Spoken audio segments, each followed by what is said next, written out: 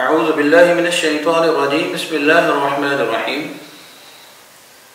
حضرت حذیفہ رضی اللہ تعالی عنہ بیان کرتے ہیں رسول کریم صلی اللہ علیہ وسلم نے ارشاد فرمایا لا يدخل الجنت نمام، جنت کے اندر چغل خور داخل نہیں ہوگا۔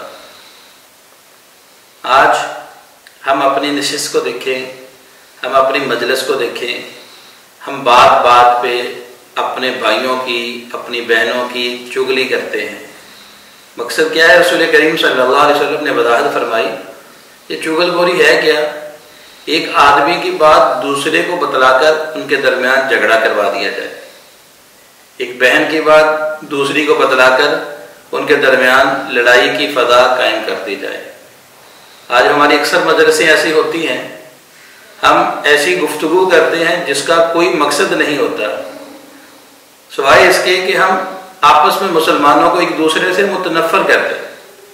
اور اسلام کی نظر میں یہ کس قدر قبیح گناہ ہے کہ رسول رحمت صلی اللہ علیہ وسلم جو سراپا رحمت بن کے آئے، انہوں نے کس قدر سخت وعید بیان فرمائی کہ لا يدخل الجنت نمام، کہ چغل خور جنت کے اندر داخل نہیں ہوگا۔